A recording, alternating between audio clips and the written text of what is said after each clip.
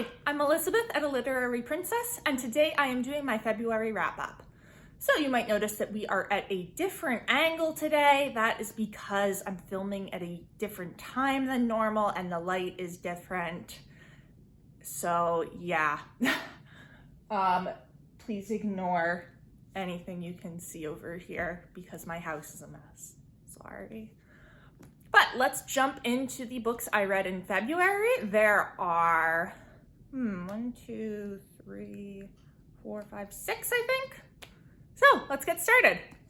First up, we've got The Immortal Life of Henrietta Lacks by Rebecca Skloot. I read this for my Women, Gender, and Health class.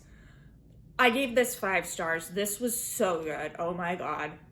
So this is nonfiction. It is about, basically in the 1950s, this woman named Henrietta Lacks went in to get checked because she had cervical cancer, and they took a sample from her cervix of the cancerous cells without her permission and noticed that they multiplied. Like, not only did they survive, but they kept multiplying. And these ended up being called HeLa cells, and they are used in basically everything for modern science.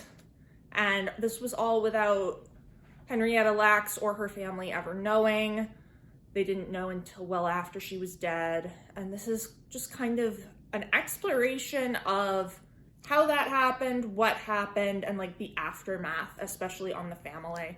This was so good. Oh my God. It weaves together biography, science, storytelling, medicine. It was just so well done. I love the way Skloot weaved it together. Absolutely 5 stars. Recommend it to everybody. Where am I gonna put these today? That's probably gonna fall. Oh well. All right, so next up was, I am so excited to say I finished this, Vanity Fair by William Thackeray. Oh my God, it took me, I think it was 56 days to read this. And I mean, that was like going weeks at a time without reading it, but I finished it. Yeah. So this is Victorian novel. I was reading this for my exams. It's set in the Regency period. I think like the early 1800s. It's right during the Napoleonic Wars. It deals mostly with Rebecca Sharp, who is this social climbing governess. It also deals with Amelia, who is her friend, who she kind of takes advantage of. And it's just the story of these 2 women and the men they're involved in. It is a satire. It's hilarious. I had so much fun with this. I gave this 4 stars. It suffers from the usual issues of Victorian novels, which is that they needed an editor and they did not have one. This is way too long. But other than that, it was great. It's funny. There's times when you're like, okay, this didn't really need to be here. But yeah, awesome book. Had so much fun with it. I'm so proud of myself for finishing it. All right, next up, we had one on my Kindle. This was Everything Below the Waist, Why Healthcare Needs a Feminist Revolution by Jennifer Block. This was also for my Women, Gender, and Health class. This was basically just an overview of all of the problems in women's medical care today. It dealt with birth control, fertility treatments, hysterectomies, pregnancy, childbirth, and honestly, it was terrifying. It was absolutely terrifying. I learned a lot, and that's a good thing, but it's also very scary. Like, I didn't want to know some of this, but I need to know it as a woman. So it's a very important book. It gives a really just good basic overview of everything and goes into enough detail that you can understand what the problems are. There were a few times when it just got a little bit too medical jargony for me, but overall it was really well done, very important. I'd definitely recommend it. I gave it 4 stars. Next up, we have the one book I got to for Feb Regency. This is Lyric Poems by John Keats. So this started off kind of rough. I'm not a poetry person. I've said that a million times on here. But by the end of it, I was pretty much in love with Keats. The odes, like the Ode to the Nightingale, Ode on a Grecian Urn, oh my God, Ode to Melancholy, and then the Hymn to Apollo. I loved all of those. And then honestly, my absolute favorite was To Mrs. Reynolds' Cat, which is a sonnet to a cat. Keats is clearly my kind of guy. So it started off rough with some sonnets that I didn't really like, but it ended up being absolutely beautiful. I'm so glad I picked this up. I gave this 4 stars,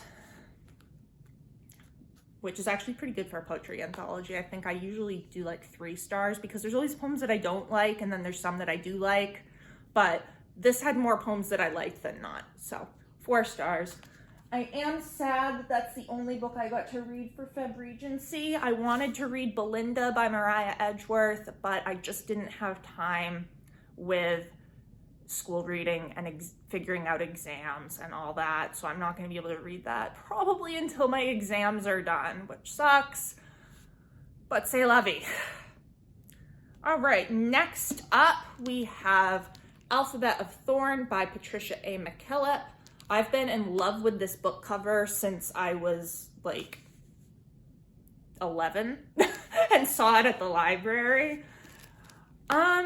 So this is fantasy. It deals with this country called Rain, and they've just crowned a new queen, and then this orphan girl in the library named Nepenthe, who's working as a scribe, starts translating this previously untranslatable book, and things are set in motion. I really wanted to love this, and I didn't, which made me so sad because I love this cover so much. So, I mean, it's a really interesting world. Patricia McKillop has clearly created something really great. Her world building is good. Her writing is lovely, but the writing is actually what I had a problem with. I felt like it kept me at a distance from everything. Like, I couldn't get into it because I was always aware that this was a book that I'm reading and this isn't real. I don't know if that makes any sense. Because, like, of course I'm always aware that I'm reading a book and it's not real. But just the writing, like, had a barrier up. That probably makes no sense. I'm sorry. But yeah, it was also very anticlimactic. And very slow paced. Nothing really happens. It's a lot of talking. So, I don't know. I gave it 3 stars. I debated giving it 2.5, but it's not a bad book. And the writing is beautiful. The plot is really interesting. It's a great concept. The execution didn't work for me. And then the last book I read was also on my Kindle. This is The Wicker King by Kay Ancrum. I don't actually know how to pronounce that, as usual. So this was a read for the Forgotten YA Book Gems on Goodreads.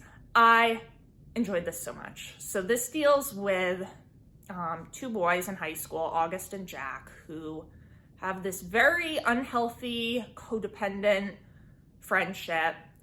And Jack starts getting these hallucinations of this magical world that he is the king of. He's the Wicker King, and there's a quest and all this. And August just kind of ends up playing into it.